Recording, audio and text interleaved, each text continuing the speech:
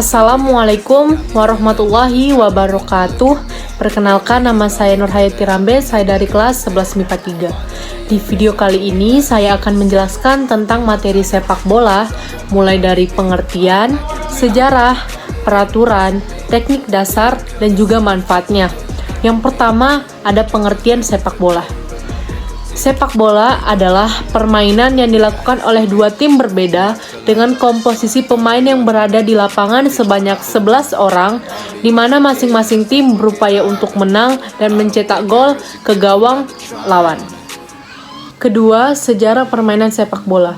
Berdasarkan sumber yang dikutip pada situs Football History, kehadiran permainan sepak bola terjadi di Cina sekitar abad ketiga dan kedua sebelum Masehi dengan nama permainan cuju, di mana cuju dimainkan dengan bentuk bola bundar di atas bidang tanah persegi. Namun, cerita yang banyak diakui permainan sepak bola populer pada abad ke-12, di mana abad ini sepak bola dimainkan di padang rumput dan juga jalanan di Inggris. Seiring berjalannya waktu, kemudian bermunculan klub sepak bola, akan tetapi kehadiran klub sepak bola yang diyakini ada sejak abad ke-15 tersebut terorganisir dengan baik dan tanpa status resmi. Oleh karena itu, cukup sulit untuk menentukan klub sepak bola yang pertama hadir di muka bumi ini.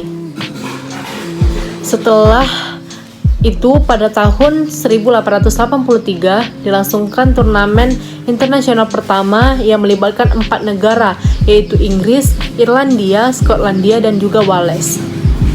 Meskipun sepak bola menjadi fenomena yang digandrungi dari Inggris, perlahan menyebar ke negara-negara Eropa lainnya. Pertandingan pertama pada tahun 1867 yang berlangsung di luar Eropa, yaitu di Argentina. Tepatnya pada 21 Mei 1904, Federation International Football Association atau FIFA didirikan, yang ditandatangani oleh 7 negara, yaitu Prancis, Belgia, Denmark, Belanda, Spanyol, Swedia, dan juga Swiss. Semakin digandrunginya olahraga sepak bola diperkuat dengan dimasukkannya sebagai olahraga resmi dalam Olimpiade pada tahun 1908. Serta Piala Dunia yang dilaksanakan pertama pada tahun 1930 semakin memperkuat olahraga yang sangat populer di kancah internasional. Hingga kemudian pada tahun 1996 sepak bola wanita ditambahkan untuk pertama kalinya. Yang ketiga, peraturan yang ada pada permainan sepak bola. Yang pertama, peraturan tentang gol yang sah, di mana aturan pertama yang perlu diperhatikan adalah untuk memenangkan pertandingan bola harus masuk ke gawang lawan. Setiap tendangan yang mengarah ke gawang lawan harus diakhiri dengan melewati garis agar menjadi gol yang sah. Gol dapat dicetak dengan bagian tubuh manapun selain dari tangan atau lengan hingga ke bahu. Kedua, peraturan tentang waktu permainan. Aturan umum yang perlu diperhatikan adalah waktu yang berlaku selama pertandingan adalah selama 90 menit. Selama pertandingan akan dibagi menjadi 2 bagian, 45 menit pertama, kemudian akan mengambil waktu selama 15 menit untuk melanjutkan permainan kedua selama 45 menit. Ketika permainan berakhir imbang selama 90 menit berikut dengan tambahannya, maka akan dilanjutkan adu penalti untuk menentukan pemenang, di mana penalti ini dilakukan dalam kotak penalti dengan menendang bola ke arah gawang lawan. Yang ketiga, peraturan tentang jumlah pemain. Jumlah pemain dalam setiap tim sebanyak 11 orang, terdiri 10 pemain lapangan dan 1 penjaga gawang. Setiap tim dapat menyediakan hingga 7 pemain pengganti. Yang keempat, peraturan wasit dan pemberian kartu. Setiap pertandingan harus menyertakan 1 wasit dan juga 2 asisten wasit atau hakim garis. Tugas wasit adalah bertindak sebagai penjaga waktu dan membuat keputusan apapun yang mungkin perlu dibuat, seperti pelanggaran, tendangan bebas, lemparan ke dalam, penalti, dan ditambahkan tepat waktu di akhir setiap babak. Wasit dapat berkonsultasi dengan asisten wasit kapan saja dalam pertandingan mengenai keputusan. Untuk pelanggaran yang dilakukan oleh pemain dapat diganja dengan kartu kuning ataupun kartu merah tergantung tingkat pelanggaran yang dilakukan. Keputusan ini biasanya dilakukan atas dasar kebijakan wasit. Kedua kartu tersebut memiliki arti, di mana kartu kuning sebagai tanda peringatan dan juga kartu merah adalah hukuman untuk pemain yang melakukan pelanggaran berat, biasanya ditandai dengan keluarnya pemain dari lapangan hijau.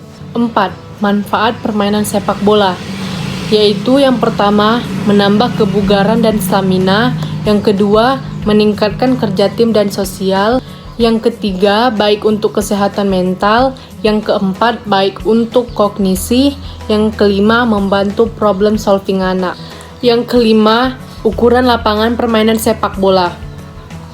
Lapangan harus terbuat dari rumput buatan atau alami, di mana semua wilayah di dalam garis putih pada lapangan adalah area pertandingan.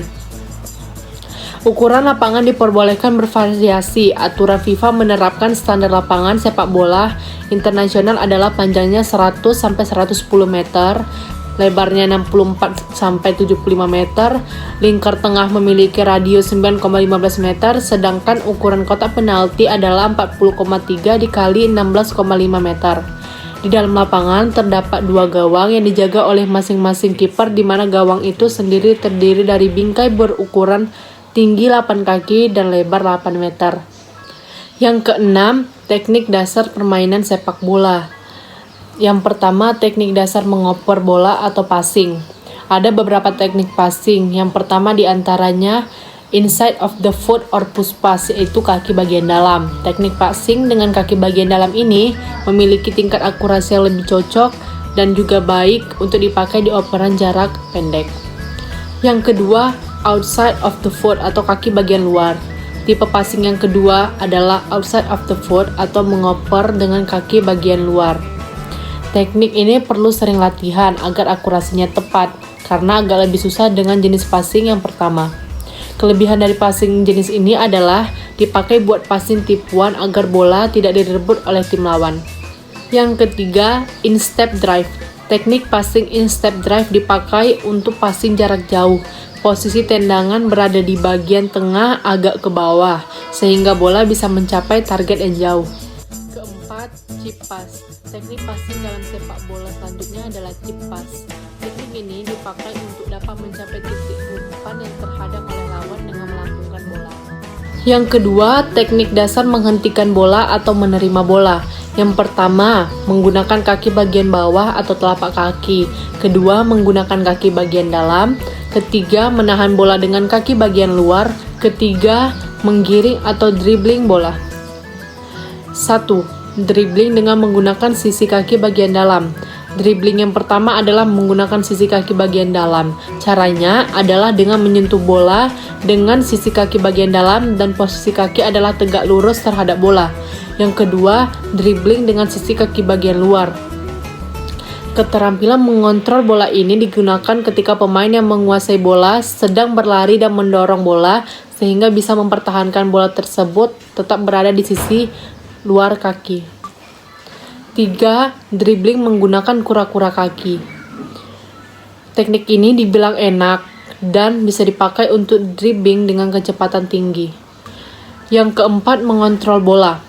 Pertama adalah mengontrol bola. Hal ini berkaitan dengan pengendalian bola yang berkaitan dengan penguasaan seluruh bagian tubuh terkecuali tangan dalam memainkan dan mengatur keberadaan bola agar tetap stabil di antara bagian tubuh. Yang kelima, kontrol tubuh, di mana kemampuan bermain menggerakkan tubuhnya dengan lancar saat pertandingan, juga mengoptimalkan keseimbangan. Demikian penjelasan materi tentang sepak bola yang dapat saya sampaikan. Kurang lebih mohon maaf. Assalamualaikum warahmatullahi wabarakatuh.